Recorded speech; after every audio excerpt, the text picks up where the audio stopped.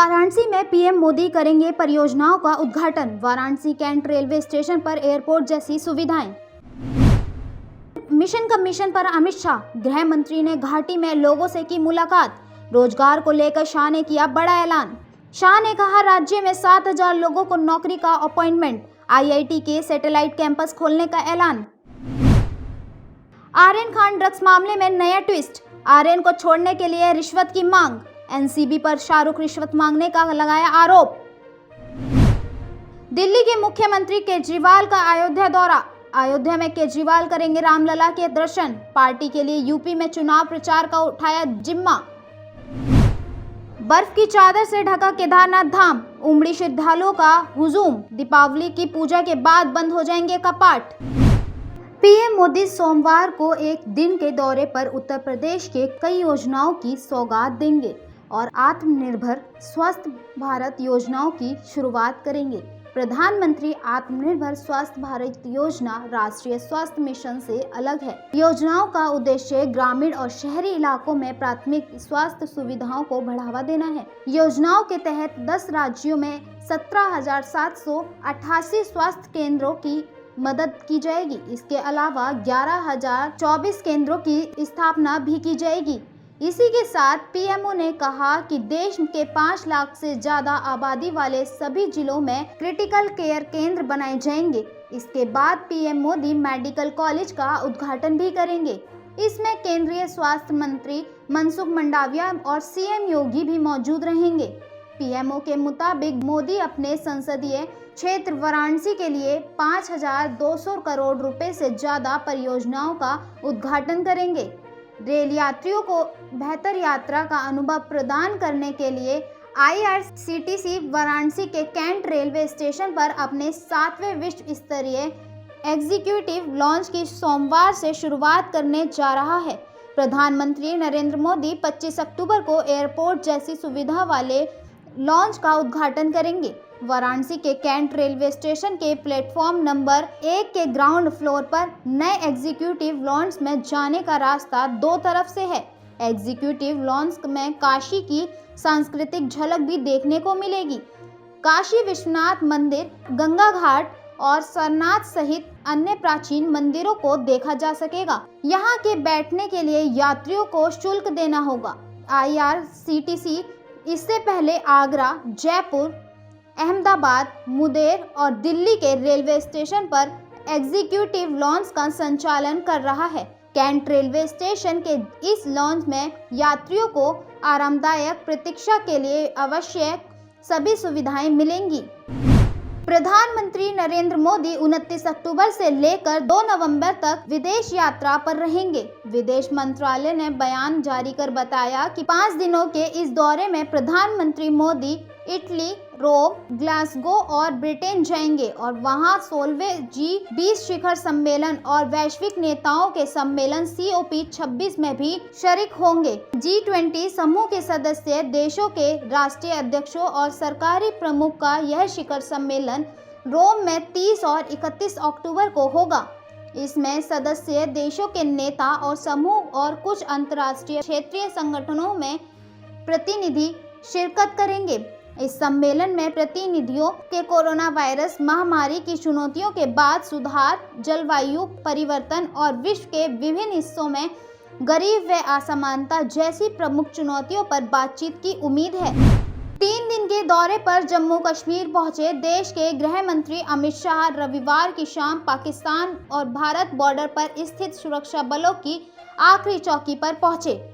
मकवाल पहुंचकर अमित शाह ने जवानों से मुलाकात की और उनका हौसला बढ़ाया। आपको बता दें कि मुलाकात के दौरान उनके साथ उपराज्यपाल मनोज सिन्हा भी मौजूद रहे। मकवाल गांव पहुंचे शाह ने ग्रामीणों से बात की।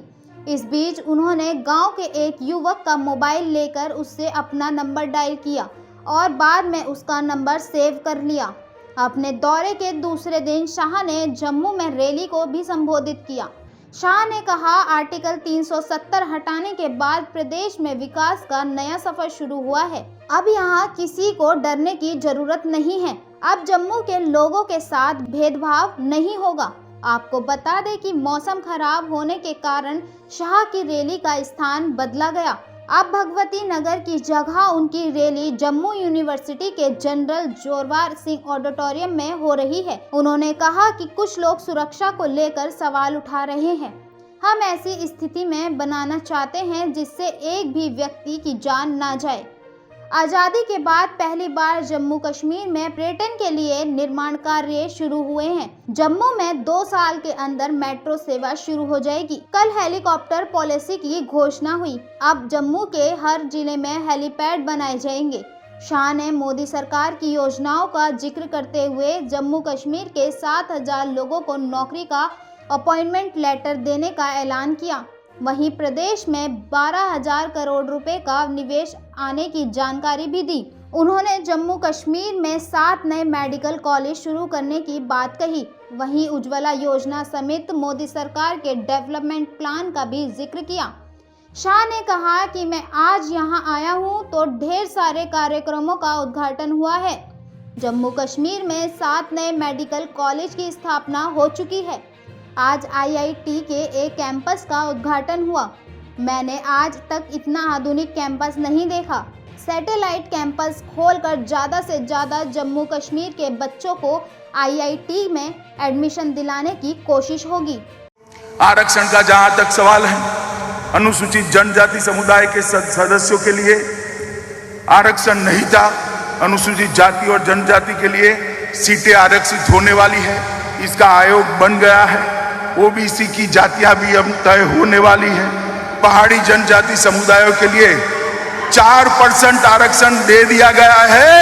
आपका नुमाइंदा भी अब असेंबली में गौरव के साथ बैठेगा और मंत्री बनकर आपके बीच में आने वाला है। अंतर्राष्ट्रीय सीमा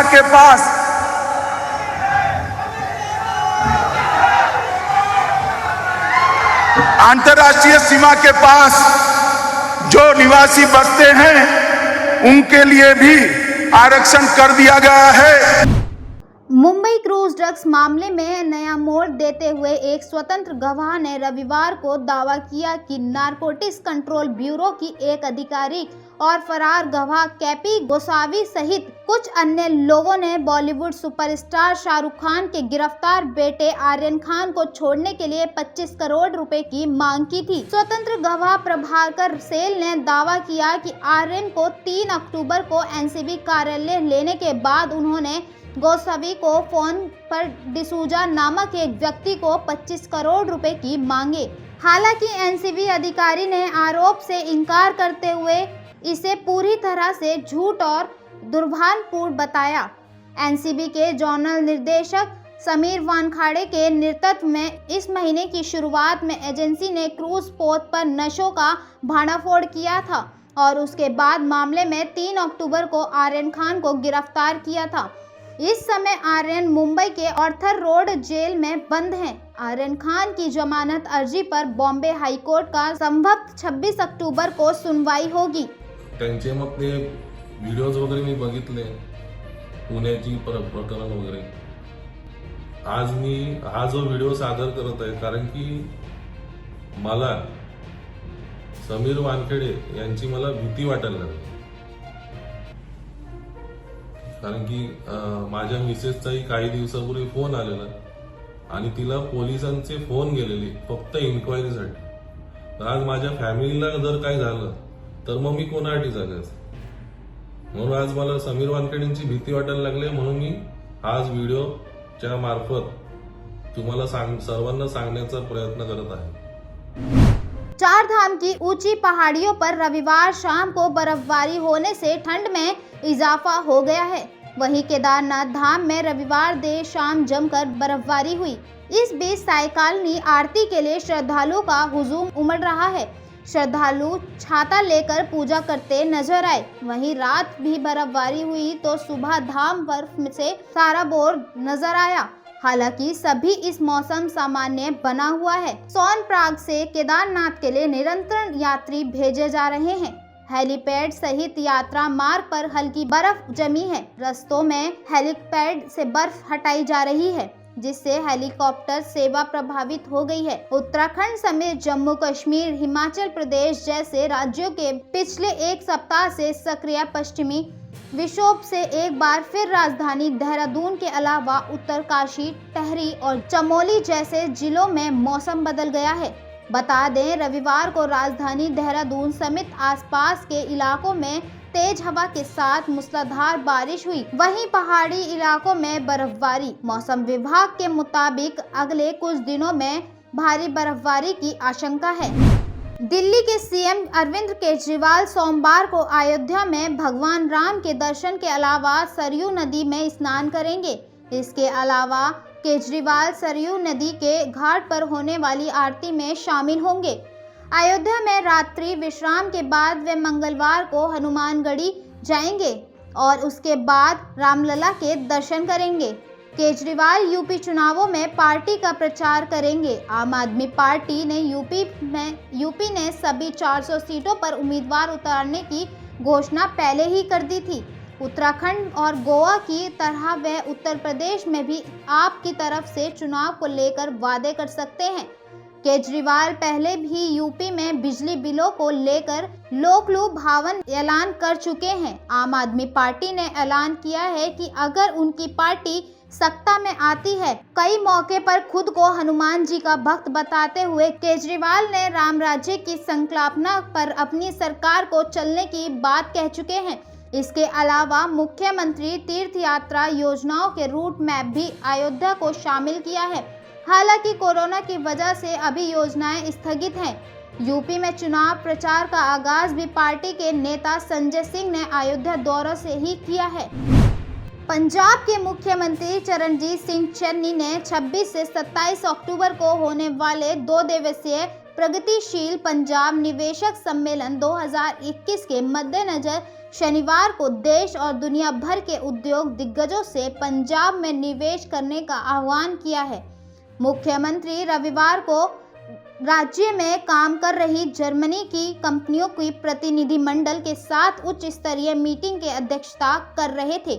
गौरतलब है कि मुख्यमंत्री ने कुछ दिन पहले ही पंजाब के उद्योगपतियों के साथ बातचीत की थी और सोमवार को प्रगतिशील पंजाब निवेश सम्मेलन से पहले उनके सुझाव और फीडबैक के लिए अन्य उद्योगपतियों के साथ फिर से मीटिंग करेंगे। मुख्यमंत्री ने कहा कि राज्य उद्योगों की भागीदारी के साथ कारोबार, व्यापार और बुनियादी ढांचे के विकास को उत्साहित करने की इच्छा रखता है।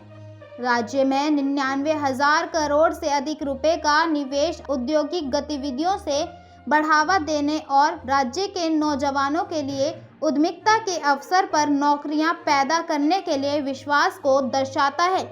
उन्होंने दुनिया भर से पहुंचे औद्योगिक नेताओं को अपने सपनों को साकार करने के लिए पंजाब को एक प्रगतिशील भागीदारी के तौर पर और सबसे पसंदीदा मंजिल के तौर पर चुनने पर जोर दिया। मीटिंग के दौरान ऑटो कंपोनेंट निर्माता वाई बैक्रोसाइड्स इंडिया के अध्यक्ष जगमिंदर बावा ने बताया कि पंजाब में स्थित उनके प्लॉटों में संचालन की सामग्री दर्शाता जर्मनी में स्थित उनके दूसरे प्लॉटों की तरह ही है। इस दौरान कृषि उपकरण निर्माता कंपनी क्लास इंडिया के श्रीराम कानन की मुख्यमंत्री को बताया कि पंजाब में मजबूत संपर्क और शांत श्रमिक संबंध उद्योग के लिए बहुत उत्साहजनक है। बायोमास ने सीएनजी प्लांट बनाने वाले कंपनी बर्बियो इंडिया के एमडी आशीष कुमार ने मुख्यमंत्री को उनके संगरूर में स्थापित होने वाले पहले प्लांट की प्रगति बारे में जानकारी देते हुए बताया कि उन्होंने अपनी शुरुआती योजनाओं के मुकाबले 200 करोड़ से अधिक का निवेश किया है। कोरोना वायरस भले सुस्त पड़ गया है, लेकिन उसका खतरा अभी भी बरकरार है। ताज़ा रिपोर्ट के अनुसार इंदौर में 7 मरीजों में कोरोना वायरस का नया वेरिएंट AY4 मिला है। दिल्ली में इन मरीजों का सीक्वेंसिंग कराई गई थी। इसमें इस नए व घातक वेरिएंट की पुष्टि हुई है। माना जाता है कि यह पूर्व में मिले डेल्टा वेरिएंट से ज़्यादा संक्रामक है।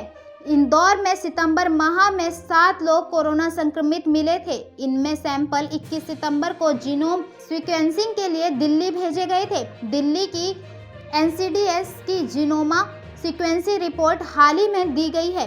इन मरीजों में AY4 वेरिएंट की पुष्टि की गई है। दरअसल यह दूसरी लहर में कहर बरपाने वाले डेल्टा वेरिएंट के नए स्ट्रेन हैं।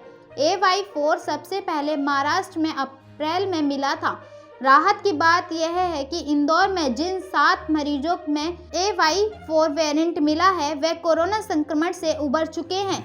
इंदौर में जिन 7 लोगों में AY4 संक्रमण मिला है उनमें से 2 न्यू पॉलेसिया हैं।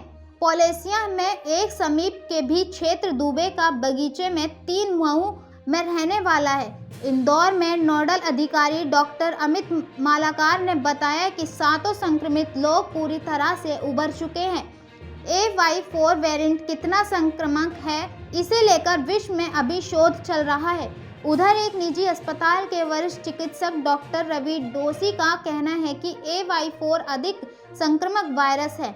इसकी संक्रमण दर ज़्यादा होती है, इसलिए लोगों को अब भी पूरी सावधानी बरतना चाहिए।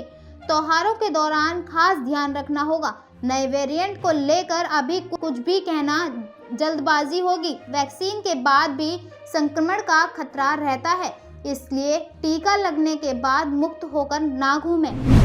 भारत आने वाले अंतर्राष्ट्रीय यात्रियों के लिए होम क्वारंटीन रहने की अनिवार्यता आज से हटाई जाएगी। जिनका फुल वैक्सीनेशन हो चुका है उन्हें अब एयरपोर्ट पर कोरोना टेस्टिंग कराने की जरूरत नहीं है। हालांकि इन्हें कोरोना नेगेटिव सर्टिफिकेट दिखाना होगा। कोरोना की दूसरी लहर के दौरान केंद्रीय स्वास्थ्य मंत्रालय ने इसी साल 17 फरवरी को अंतर्राष्ट्रीय यात्रा पर कई तरह की पाबंदियां लगाई थी।